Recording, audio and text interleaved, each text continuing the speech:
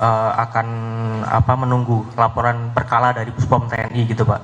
Ini kan tadi Pak Danpus juga menyebut ada dana komando gitu Pak. Mungkin ada diselidiki lebih dalam lagi terkait dana komando ini akan mungkin alirannya ke personel TNI lain seperti itu Pak. Terima kasih Pak Danpus. Baik, terima kasih. Yang pertama saya jawab bahwa kita melaksanakan proses pemeriksaan ini menganut asas locus delicti, tempus delicti. Jadi waktu kejadian pada saat atau yang dilakukan oleh HA ini saat beliau masih aktif sebagai prajurit TNI. Jadi proses hukumnya masuk dalam kompetensi peradilan militer. Itu yang pertama. Yang kedua, tentunya kita akan mengembangkan semaksimal mungkin permasalahan yang ada ini dengan terus berkoordinasi ketat dengan KPK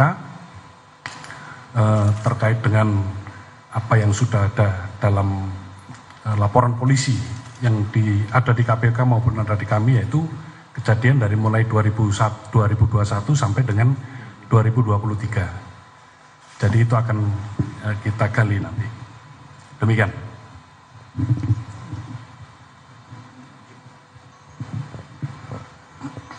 Izin Bapak, selamat malam. Saya Sahrul dari Jawa Pos.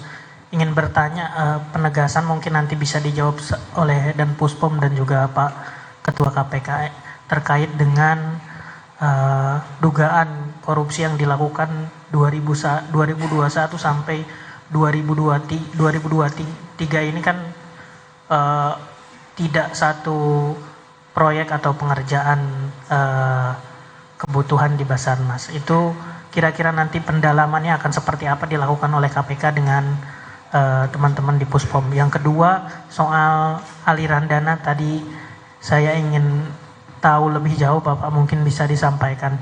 Dana komando itu kan belum jelas penggunaannya untuk apa. Nah, apakah sudah didalami sejauh ini oleh Puspom kepada Marsdia HA ini, dana komando itu digunakan untuk apa saja? Dalam beberapa keterangannya kepada media kan ada penggunaan untuk organisasi katanya, namun ada juga yang dipakai untuk keperluan sendiri. Itu mungkin bisa disampaikan Bapak. Terima kasih.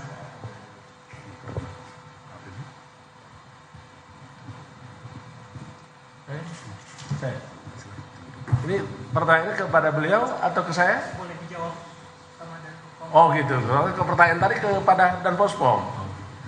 Tapi saya tambahkan. Baik, terima kasih.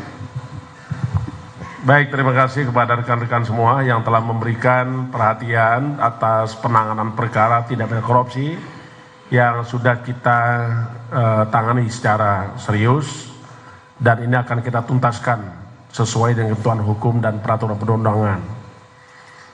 Kalau bicara tentang perkara, tentu ini tidak lepas dari satu kejadian, dua waktu kejadian, ketiga adalah subjek hukumnya. Tadi sudah saya jelaskan. Berikutnya, tentu KPK dalam hal ini akan melaksanakan tugas pokok KPK, diantaranya di dalam pasal 6 huruf B disebutkan bahwa KPK itu melakukan koordinasi dengan instansi yang berwenang melaksanakan pemberantasan tindak pidana korupsi dan instansi yang melaksanakan pelayanan publik. Maknanya di dalam upaya pemberantasan korupsi tentu kita berkoordinasi dengan seluruh lembaga instansi yang berwenang melakukan pemberantasan korupsi itu sendiri.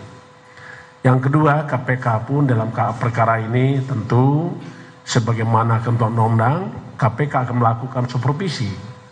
Karena memang di dalam undang-undang KPK di pasal 6 huruf B diamanatkan bahwa KPK melakukan supervisi terhadap instansi yang melaksanakan pemberantasan korupsi, dan juga KPK melaksanakan koordinasi, mengkoordinasikan penanganan tindak pidana korupsi, baik penyelidikan, penyidikan, penuntutan terhadap pihak-pihak orang-orang yang tunduk pada peradilan umum maupun peradilan militer.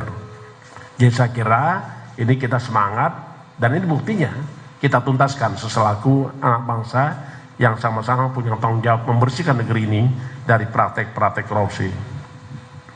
Tadi ada beberapa hal yang ditanyakan terkait dengan penggunaan dana. Tentu ini akan diungkap ya nanti di peradilan. Tentu kami tidak ingin mendahului karena sesungguhnya ini masih dalam tahap penyidikan, baik yang sudah dilakukan oleh KPK maupun yang sudah dimulai oleh Puspom TNI. Jadi mohon maaf, kami tidak akan memberikan itu karena itu adalah masuk dalam materi perkara. Saudara, Anda baru saja mendengarkan keterangan pers yang dilakukan oleh pimpinan KPK, yang dilakukan Ketua KPK bersama dengan Danpuspom TNI, yang kemudian menyebutkan bahwa kelanjutan kasus suap penanganan atau pengadaan proyek barang dan jasa di Basarnas akan ditangani oleh Puspom TNI. Dan mulai hari ini 2 tersangka yang sebelumnya ditetapkan KPK kini akan ditahan di Puspom TNI. Demikian breaking news Kompas TV, sampai jumpa.